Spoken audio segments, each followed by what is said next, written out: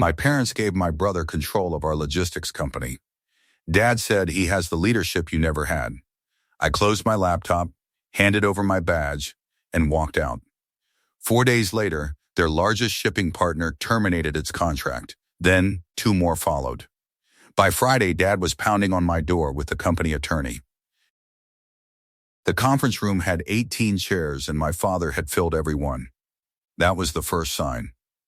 Monday planning meetings never pulled the full staff. Dispatch usually kept 4 people on the floor, and the warehouse team stayed on the dock until 10.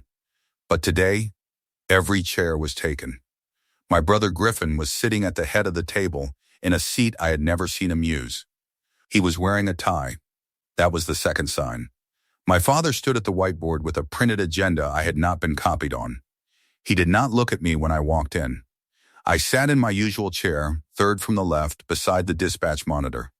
I opened my laptop and pulled up the Q1 route notes I had been preparing since Thursday, fuel cost projections, a draft schedule for the Drexler shipment due this week, and a list of route optimizations that would save the company $14,000 in fuel over the next quarter. My father had asked me to come in for a Monday planning meeting. He said it was about Q1 optimization. I brought my laptop, my dispatch notes, and a coffee. I did not bring a resignation letter because I did not think I would need one in my father's company. I had worked there since I was 19. I had driven the routes before I managed them. I thought that was enough. "Thank you all for being here," Wyatt said. He uncapped a dry erase marker and wrote 2 words on the whiteboard: new leadership. This company has reached a point where we need to think about the next 5 years, not just the next delivery window. I have decided to promote Griffin to Chief Operating Officer with full operational control, effective immediately. Nobody spoke. The warehouse lead, a man named Greer, who had loaded trucks beside me for 6 years, looked at his hands. The 2 drivers I had trained stared at their coffee cups. Dixon, who had dispatched routes with me every Sunday night for the last decade, fixed his eyes on the wall behind Wyatt's head and did not move. "Your brother has something you never developed, Trent: leadership. The ability to walk into a room full of partners and make them want to invest, not just deliver. You are a good worker. I have never denied that. But workers do not run companies. Leaders do. You have spent 11 years driving routes, managing spreadsheets, and memorizing delivery schedules. Griffin has been building relationships and thinking about where this company goes in 5 years. I need a future, not a filing cabinet. This is not personal. It is a correction." My mother Alma was sitting beside the door with her hands folded in her lap. She nodded through the entire speech the way she nods at church when the pastor says something she already believes. When Wyatt finished, she looked directly at me and added, "Your father is right, Trent. You are very good at what you do. But what you do is logistics. Griffin does leadership. There is a difference, and you have never been willing to see it. A filing cabinet. That is what 11 years came down to. 11 years of 5M starts, of driving routes in ice storms because nobody else would, of building a dispatch system from scratch that tracked every truck in the fleet by GPs and client code. 11 years of taking calls from Kemp at midnight because his warehouse manager needed a delivery window moved and Kemp trusted me to answer before the second ring. A filing cabinet." I looked at Griffin. He was sitting at the head of the table with his hands folded on a leather portfolio he had brought from home. He had been at this company for 3 years. He had never driven a route. He had never loaded a truck. He had never called a client to explain a weather delay or negotiated a penalty waiver or fixed the dispatch system at 2 in the morning when the server crashed. He had made PowerPoint slides. He had attended golf outings. He had reclassified my clients under his name in the CRM and called it business development. I knew this because I had seen the discrepancy 6 months ago and said nothing because I did not think my father would believe me over Griffin's slides. I was right about that. I almost stood up in that meeting and told every person in the room what Griffin's numbers really were. The laminated card in my wallet pressed against my thigh through the fabric. It has been there since my first day, 8 delivery stops, handwritten by the original dispatcher, a man named Haskell who retired in 2016. He wrote each stop in pencil, then traced it in pen when I completed the route without a callback. I laminated it that night at a copy shop. 14 years, creased and faded, still behind my driver's license. My grandfather drove the first truck this company ever owned. I would not make my exit ugly. I closed my laptop. I unclipped the badge from my lanyard and placed it on the table, face up, next to my coffee. I stood, pushed in my chair, and walked to the door.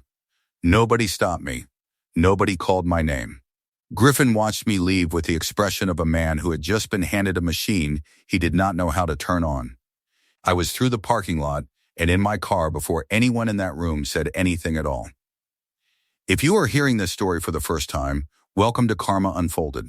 Make sure to subscribe and turn on notifications so you do not miss what happens when my family's company finds out what a filing cabinet actually holds. The night before that meeting, Dixon and I had closed out the dispatch board together the way we always did. Last routes confirmed. Last trucks logged. The warehouse was empty except for us and the fluorescent hum that never stopped, even when everything else did. Dixon is 40 years old. He has been at this company for 15 years, longer than anyone except my father. He started the same month I got my driver's license. We have closed out every Sunday dispatch board together for the last 10 years, and the routine has never changed. He checks the route confirmations, I check the fuel logs, and whoever finishes first pours 2 coffees from the break room machine. The machine is a 12-year-old bun that leaked from the reservoir until I fixed it with a YouTube video and a gasket kit 3 years ago, because my father would not approve $400 for a replacement. That Sunday, Dixon finished first. He poured 2 mugs and handed me the one with the chipped handle, which had been mine since my second year. We stood at the dispatch board with the routes laid out in front of us, every truck accounted for, every client window confirmed. Whatever happens tomorrow, the routes know who runs them, Dixon said. The trucks know. The clients know. That does not change because someone puts a different name on the door.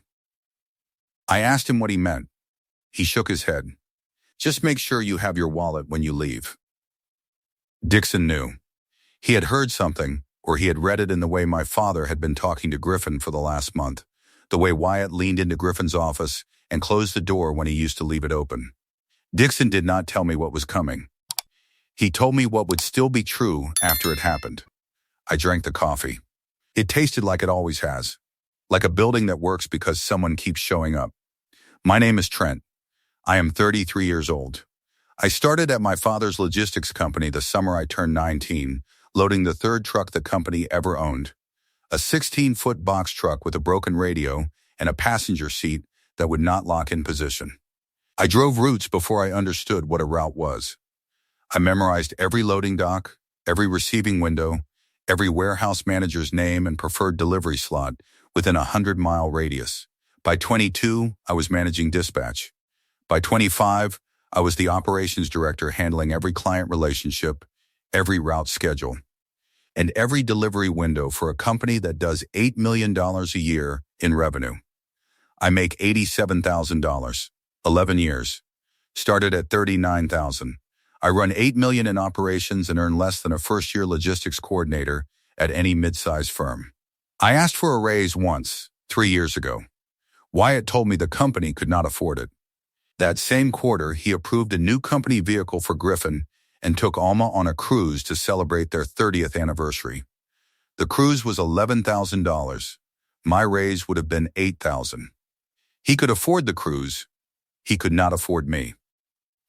I never asked again because the company had my name on the building and my grandfather's legacy in the walls.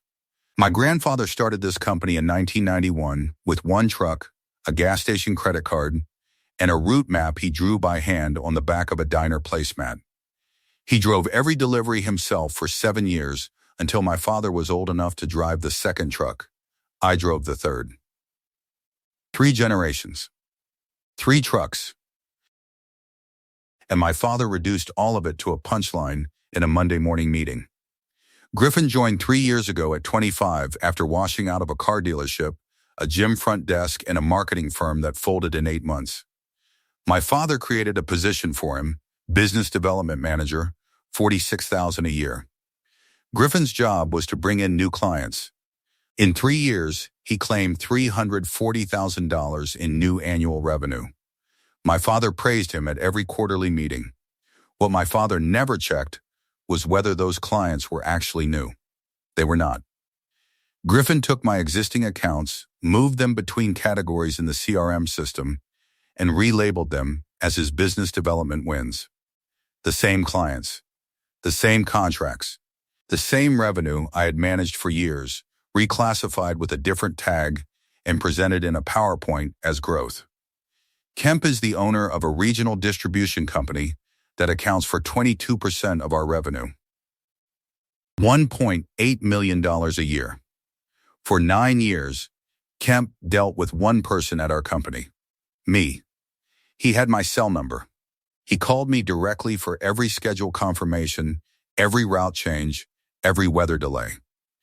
When a hurricane warning shut down the coastal routes in 2022, I drove to Kemp's warehouse personally at 4 a.m. to reroute 3 trucks and save a shipment worth $92,000. Kemp shook my hand afterward and said, "Other companies would have let that sit. You got in a truck."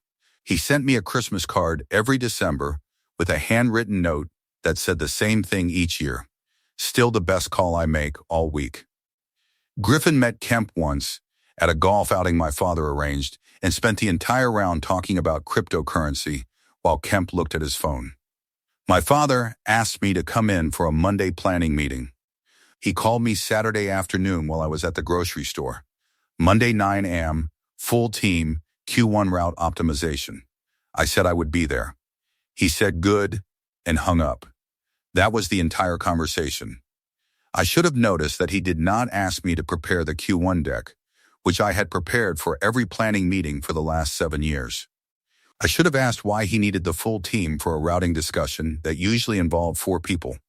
I should have asked why Griffin texted me Sunday night, "See you tomorrow. Big day." Griffin had never texted me about a Monday meeting in his life. But I trusted the invitation because I had trusted my father for 11 years. And trusting him had never required a reason until the day it required a resignation. I should have left this company 3 years ago when Griffin was hired into a position that did not exist before he needed one. I know that now. I stayed because the name on the building was mine, because the routes were mine, because the clients were mine, and because walking away from something your grandfather started with 1 truck and a gas station credit card is not the same as walking away from a job. It is walking away from a family story that you thought you were part of. I was part of it. I just was not the part my father wanted to keep. Day 1 without me. Tuesday, Griffin arrived at 9:15. I used to arrive at 5. He sat at my desk and opened the dispatch system I had built over 7 years. A custom spreadsheet linked to route management software that I configured from scratch, organized by client code because alphabetical sorting fails when 3 clients start with the same letter and 2 share the same zip code. Griffin searched alphabetically. He could not find the Drexler shipment file. He called the warehouse. Greer said, "It is filed under DRX04. Trent set it up that way." Griffin typed the code wrong twice, then called Alma to complain that the system was disorganized. Alma told him to figure it out. He could not figure it out. 3 deliveries missed their windows by end of day. 2 clients received automated apology emails that Griffin did not know the system generated. The emails went out with my name still on the signature line because nobody had changed the settings. Nobody knew how. That evening, Griffin called my cell phone. I let it ring to voicemail. 38 seconds, Trent. I need the dispatch login credentials and the route optimization spreadsheet. Dad said you would understand. I understood perfectly. The phone stayed on the kitchen counter. I made dinner and went to bed. Day 2. Wednesday, Dixon came in at 5 a.m, the same time I used to arrive, and ran the full dispatch board himself. He routed 11 trucks from memory, confirmed 6 delivery windows by phone, and resolved a loading dock conflict at the Drexler warehouse by calling the warehouse manager personally. Dixon knew the manager's name, his extension, And the fact that he prefers confirmation calls before 7:30 because he starts loading at 8. Griffin did not know any of this because Griffin had never called a warehouse in his life. Dixon did not speak to Griffin. He did not copy Griffin on the route sheet.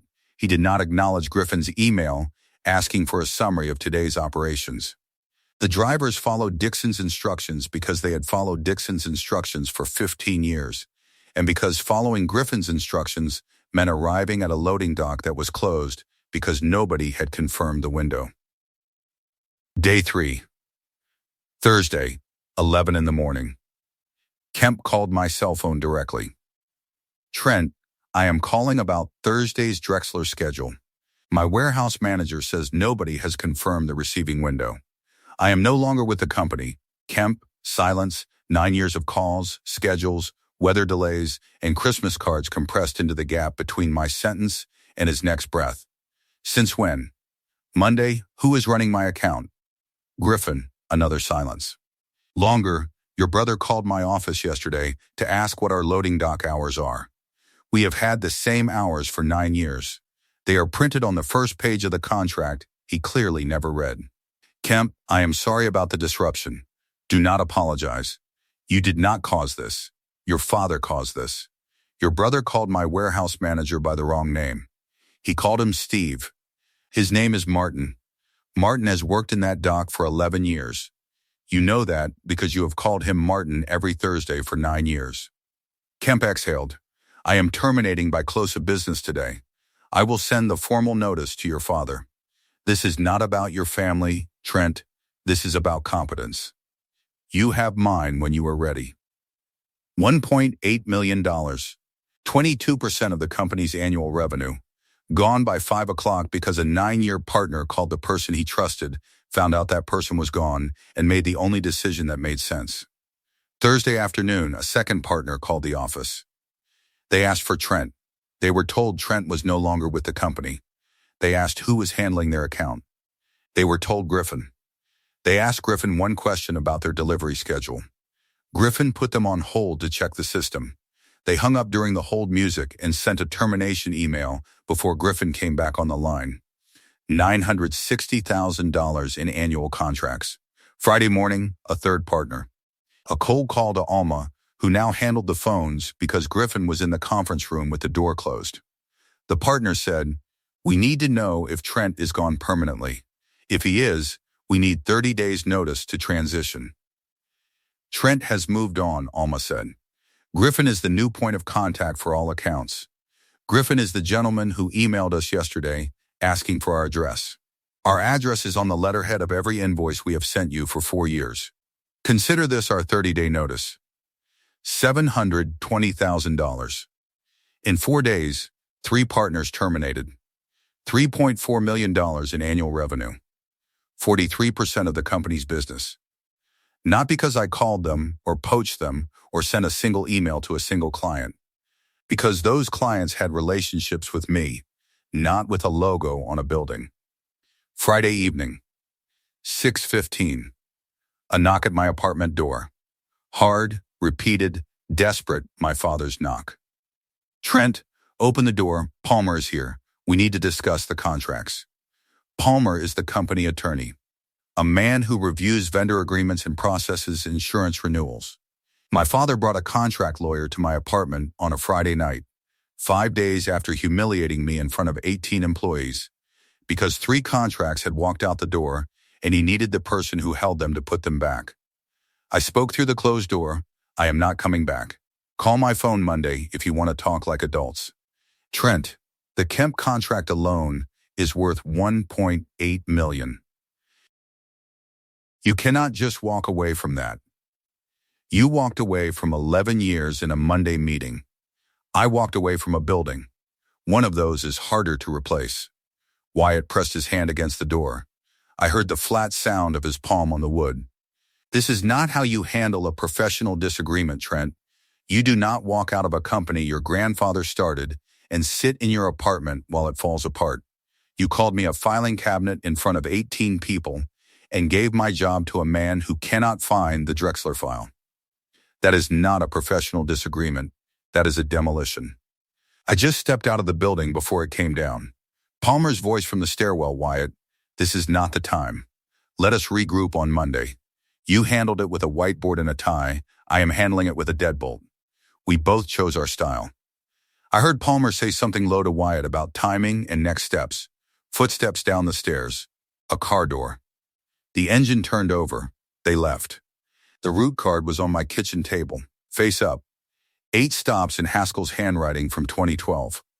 The only document on my table was not evidence of a crime. It was evidence of a career that my father had reduced to a punchline in front of the people who had watched me build it. Sunday night. Day 7. My phone rang at 9:40. Jocelyn, the company CFO. 6 years with the company. Precise, quiet, and the only person at quarterly meetings who asked questions my father did not want to answer. Trent, I need to tell you something, and I need you to let me finish before you respond. She talked for 14 minutes. I sat at my kitchen table in the dark and listened without saying a word. I should have told you this before the meeting, she said. I should have told you the day I found the discrepancy. Your father told me it was a family matter, and I let that stop me. I should not have. $3.4 million in terminated contracts in 4 days is not a family matter. It is a governance failure, and the person responsible is not the person who left. Griffin's client numbers. The $340,000 in new business was not new. It was my existing accounts moved between CRM categories and presented as quarterly growth. Jocelyn walked me through it client by client. Kemp was reclassified in March. Walsh in June. Drexler in September. Each time, Griffin moved the account from my operations tag to his development tag, generated a report showing the new revenue, and presented it to Wyatt at the next quarterly meeting. Wyatt praised him every time. Jocelyn had flagged the discrepancy in a quarterly review 5 months ago.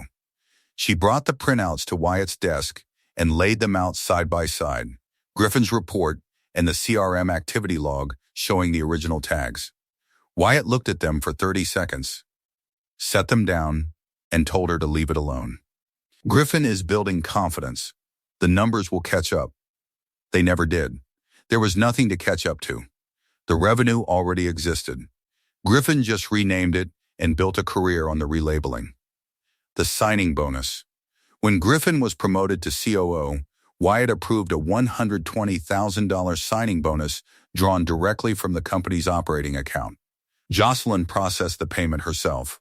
The board was not consulted.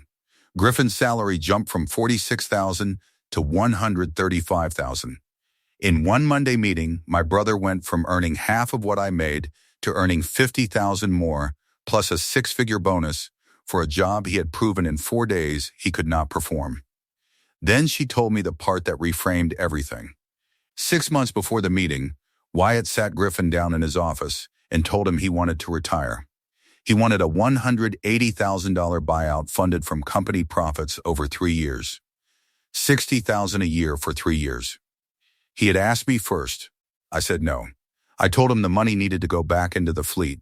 2 trucks with 200,000 miles needed replacing. The warehouse loading system was 15 years old and had failed twice in the last quarter, and we were losing competitive bids because our equipment could not match the turnaround times of larger firms. I wanted to reinvest. I wanted the company to survive. Wyatt wanted a check. He asked Griffin. Griffin said yes.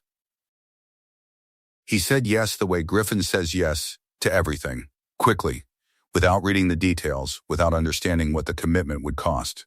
Griffin agreed to fund his father's retirement from profits the company had not yet earned, in exchange for a title he could not fill, using money that should have gone into trucks that were breaking down on I-85 and a loading system that jammed twice a week. Jocelyn told me one more thing before she hung up. The week after the promotion, Wyatt told her to process Griffin's $135,000 salary without running it through the compensation review he required for every other employee. When Jocelyn asked why, Wyatt said, "He is family. Family does not go through reviews. I went through reviews, 11 years of them. Every raise I received went through a 60-day review process that Wyatt designed himself. Griffin skipped it on his first week. The promotion was not about leadership. It was a transaction. My father sold operational control of the company to the son who agreed to write him a check. He did not sell it to the son who could run it. He sold it to the son who said yes. And the word he used to dress it up was leadership. Spoken in front of 18 people who knew the difference between a man who manages $8 million in operations and a man who renames spreadsheet columns and calls it growth. I almost picked up when Wyatt called Friday night. Jocelyn's voicemail had arrived 20 minutes before. "Trent, there are things you need to know about the promotion. Call me back." The confession had not fully landed yet, but the weight of it was already pressing against the walls of my apartment. I let the phone ring out and sat in the dark kitchen with the numbers running through my head. If you have been listening to this story and you want to know what happens when Trent sits across from his father with the truth on the table, subscribe to Karma Unfolded and stay with this one, because the voicemail is coming. Monday, day 8. I called an attorney named Harlow. She reviewed my employment terms, my 11-year tenure, my unvested profit sharing, and the circumstances of my departure. She confirmed what I suspected. My original employment agreement, signed at 19, contained no non-solicitation clause. My father had never updated it. Harlow told me I could not actively solicit the company's clients, but if they contacted me independently, I had every right to work with them. Kemp had already called. The door was open, and my father had left it unlocked 11 years ago. I asked Wyatt to meet on Wednesday. Day 10. My apartment. My terms. He came alone. No Palmer, no Griffin, no Alma. A man who brings a lawyer is still fighting. A man who comes alone to his son's apartment at 10 in the morning with his hands in his pockets has already lost and is trying to find a way to say it without using the word. I opened the door without greeting him, walked to the kitchen table and sat down. The root card was face up on the table between us, where it had sat since Friday night. 8 stops. Faded ink. Wyatt looked at it, looked at me, looked at the empty chair. He sat down slowly, the way people sit when they are not sure the chair will hold them. I placed my phone on the table and pressed play on a saved voicemail. Kemp's voice filled the kitchen. Steady, measured, and final. "I worked with you for 9 years, Trent. I called Monday about the Drexler shipment schedule. Your brother answered the phone. He did not know what the Drexler shipment was. He asked me to spell it. I have been shipping Drexler units through your company since 2017. He could not find the file. He put me on hold for 11 minutes. I terminated by close of business. This is not about your family, Trent. This is about competence. You have mine when you are ready." Wyatt's hands went flat on his thighs and pressed down, holding himself in the chair. The muscle in his temple pulsed twice. His jaw shifted left and locked. I laid 3 documents on the table. The first was a CRM printout showing Griffin's new clients. I placed my finger on the first entry. "This is Kemp. I have managed Kemp's account for 9 years. Griffin relabeled it in the CRM on March 14th as a business development win. I moved to the second entry. This is Walsh. 5 years. Reclassified June 10th, I moved to the third. Drexler, 8 years. Reclassified September 2nd. Every entry was one of my existing accounts with a new category tag. The dates of reclassification matched Griffin's quarterly reports. $340,000 in revenue that already existed, repackaged as growth that never happened. Not a single new client in 3 years. The second was the signing bonus memo. $120,000 from the operating account. Wyatt's signature at the bottom. No board resolution. No advisor consulted. The operating account that could not afford a $400 coffee machine or an $8,000 raise for the man running the operation, but could afford a 6-figure bonus for the man who renamed my spreadsheet columns. The third was a single page in Griffin's handwriting. The retirement buyout agreement. $180,000 over 3 years. At the bottom, In Griffin's writing, agreed. G.W. Wyatt's right hand moved toward the buyout document. An instinct to cover it, to pull it off the table, to make it not exist. His fingers reached the edge of the page, then stopped. He pulled his hand back and placed it on his thigh. His shoulders rounded forward and his posture folded in on itself. The man who had stood in front of 18 employees and called my career a correction could not straighten his back in my kitchen. Where did you get these?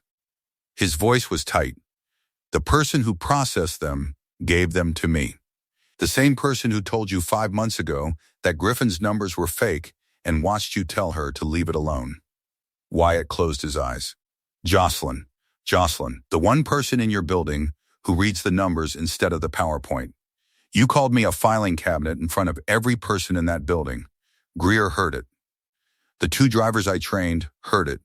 Dixon heard it. Every person who watched me build that operation for 11 years heard you reduce it to a cabinet. So let me tell you what was in the cabinet. Every route this company runs. Every client relationship I built over 9 years with Kemp, 8 years with Drexler, 5 years with Walsh. Every delivery window I confirmed at midnight, and every weather delay I drove through at 4 a.m. while your other son was asleep. The filing cabinet held every contract this company had. $8 million in annual revenue, managed by one person who came in at 5 a.m. and left after the last truck was logged. You replaced that person with a man who could not spell Drexler on the phone with our largest partner, who put a 9-year client on hold to search a system he had never opened, and who still does not know what a client code is. That is not a correction. That is a fire sale. $340,000 in new business, that was my accounts with a new label. $120,000 bonus from the operating fund while your drivers are running trucks with 200,000 miles on the odometer. And a $180,000 retirement deal that you offered to me first. I said no because the fleet needed the money and the company needed the trucks. Griffin said yes because Griffin says yes to everything. You did not promote him for leadership. You promoted him because he agreed to write you a check. I looked at my father across the table. He was staring at the document with Griffin's handwriting. His own son's agreement to buy him out. His own retirement, purchased at the cost of a company his father had started with 1 truck and a gas station credit card.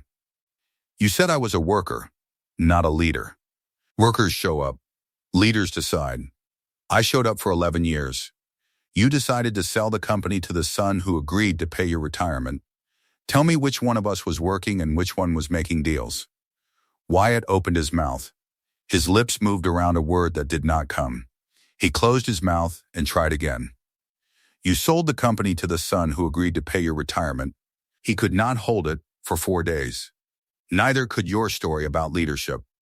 The kitchen held the silence the way a loading dock holds the last truck of the day. Wyatt's eyes dropped to the table and moved across the 3 documents. The CRM printout, the bonus memo, the buyout agreement with Griffin's handwriting at the bottom. 3 pieces of paper that told the entire story of why his company was collapsing, laid out on his son's kitchen table in the apartment of the person he had dismissed in front of the entire staff 5 days ago. I am done with this company, this conversation, and this version of our family. If you want to talk business, call Harlow. Her number is on the card I left by the door. Wyatt tried once more. His voice dropped to something I had not heard since I was a boy, learning to back a truck into a loading bay. I built this company for you boys. Both of you. Your grandfather drove the first truck. I drove the second. You drove the third. This is our blood. You cannot walk away from blood. You sold blood for a retirement check. I slid Jocelyn's financial summary across the table. The bonus, the deal, the inflated numbers. All of it on 1 page. Read it. I stood. Walked to the apartment door. Opened it. Wyatt sat at my kitchen table for 11 seconds. I counted them against the clock on the microwave. Each second was a year I had given to his company minus the 2 years before I was old enough to matter. Then he stood, pushed the chair back without tucking it in, left the financial summary on the table, and walked past me through the doorway without looking at my face. His footsteps on the stairs were slower than they had been on Friday. Heavier, the stairwell was quiet. I closed the door and stood in my kitchen alone with 3 documents, a voicemail, and a laminated card that my father did not ask to see and did not ask to keep. I almost handed the route card to my father during that meeting. Dixon's words from Sunday night stopped me. The routes know who runs them. The card was not a gift for the man who sold them. It was proof for the man who drove them. By day 14, the numbers told the full story, and it was not a story about leadership. $3.4 million in annual contracts gone. 2 more clients had placed their accounts under review, which in logistics means they are already talking to competitors. Griffin had missed 2 more delivery windows in week 2, activating penalty clauses that cost the company $18,000. Wyatt deposited $42,000 of his personal savings into the operating account to cover Friday payroll. The $180,000 retirement buyout was dead. There were no profits to fund it. The company Wyatt sold for a retirement check could no longer afford to retire him. Day 12. Dixon walked into Griffin's office with a single sheet of paper, his resignation letter. 1 sentence, "I came to work for the company your son built. That company no longer exists." Griffin read it twice. He looked up at Dixon, who was standing in the doorway with his jacket already on. "Dixon, we can discuss your compensation. I am implementing new incentive structures. I am open to a conversation about your future here. There is nothing to discuss. The person I worked for is not in this building. The person running dispatch does not know what dispatch is. And the person who put him in charge bought a retirement with money that should have gone into the fleet." Dixon paused. "I know about the deal, Griffin. Jocelyn is not the only person who reads the operating account." Griffin's face went still. Dixon picked up his coffee mug from the break room counter on his way out. The mug with the chipped handle that had been mine before it was his. The one he had poured coffee into every Sunday night for 10 years. He carried it out of the building he had worked in for 15 years. The front door closed behind him with the soft click of a latch that had been opened and closed 10,000 times by people who knew what they were doing when they walked through it. 2 senior drivers followed Dixon by day 16. They did not write letters. They called Alma, because Alma managed HR, and told her they were done. She asked each of them why. The first driver said nobody was running dispatch, and he was not going to drive blind routes for a man who had been at the company for 3 years. The second driver said something shorter. "I trusted Trent. I do not trust this." Griffin held a staff meeting on day 17. He stood at the whiteboard where Wyatt had written new leadership 2.5 weeks earlier. The words were still there in dry erase marker. Nobody had wiped them off. Griffin told the remaining staff that the company was in a transition period and that new systems were being implemented. He used the word exciting 3 times. Nobody in the room looked excited. One employee raised his hand. "Is Trent coming back?" Griffin's jaw tightened. "That is not relevant to this meeting." The employee lowered his hand. He did not ask another question. He also did not volunteer for the weekend route. Neither did anyone else in the room. The meeting lasted 9 minutes. Griffin left the whiteboard untouched. New leadership. Written by the man who sold his company for a retirement check. Above the head of the son who bought it with money that did not exist. Day 21. 2:14 in the morning. The company office was dark except for Wyatt's desk lamp. He was sitting in the chair he had used for 30 years, the chair where he had written the company's first invoice by hand. The chair where he had told me at 19 that a truck is a responsibility and not a toy. His phone was in his hand. The text thread with my name was open. He typed, "I was wrong about the leadership. You were." The cursor blinked. He stared at the half sentence, then he selected the text and deleted it. He typed, "The company needs." Deleted, he typed Trent, just the name. 5 letters on a bright screen in a dark office. He looked at it for 30 seconds. The cursor blinked after the last letter like a heartbeat he could not quiet. He thought about adding a period. He thought about adding "I am sorry." He thought about the conference room and the whiteboard and the word correction and the way his son had closed the laptop without slamming it had placed the badge without throwing it, had walked out without screaming, and how the silence of that exit had been louder than anything Wyatt had ever heard in 30 years of running a company built on diesel engines and loading dock noise. He deleted the name, set the phone face down on the desk, sat in the dark office at 2 in the morning, in the chair where he had once told a 19-year-old boy that a truck is a responsibility and not a toy. The boy was gone. The responsibility was still there. The toys were breaking down on the highway, and nobody left in the building knew how to fix them. 45 days after I walked out of that conference room, I signed a lease on a small office in a commercial park 8 miles from my father's warehouse. 1 room, 1 desk, 1 whiteboard, and a window that faced the parking lot where delivery trucks from 3 different companies came and went all day. I could hear the diesel engines from my chair, the sound of trailers backing into loading bays, of air brakes releasing, of forklifts beeping in reverse. It sounded like work. It sounded like the only music I have ever understood. Dixon was my first hire. He showed up the day I signed the lease, before I had unpacked the printer. He brought 2 coffee mugs. One of them had a chipped handle. "I have been carrying this for 3 weeks," he said. "Figured you would need it." Kemp was my first client call. He picked up before the second ring. "I was wondering when you would stop being polite about it," he said. "Send me the paperwork. And Trent, answer the phone when Walsh calls. I gave him your number last week. He has been waiting." I pinned the route card to the wall above my desk. 8 stops in Haskell's handwriting from my first day at 19. Below it, I wrote 12 client names on the whiteboard in my own hand. 4 had been with my father's company. 8 were new. Kemp's name was first. Dixon's mug sat on my desk beside the printer, full of coffee from a machine that worked, because Dixon had plugged it in that morning without being asked. 8 miles away, Wyatt's company was still operating, but the word operating was carrying more weight than any truck in the fleet. Revenue down to $4.6 million and falling. Griffin in the corner office, with a title, a parking spot, and a $135,000 salary he had earned by saying yes to a deal he did not understand. 200,000-mile trucks that needed replacing with no budget to replace them. A loading system that jammed 3 times in the last month with no one left who knew how to clear it. $42,000 of Wyatt's personal savings spent on a payroll that kept shrinking.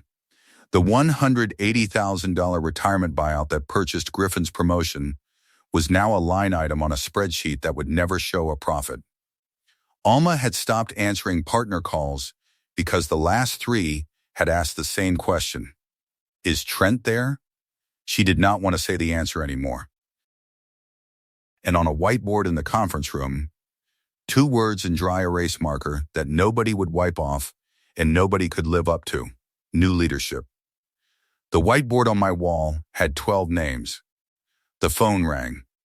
A shipping coordinator from a company that used to work with my father's firm. "Kemp told us to call you," she said.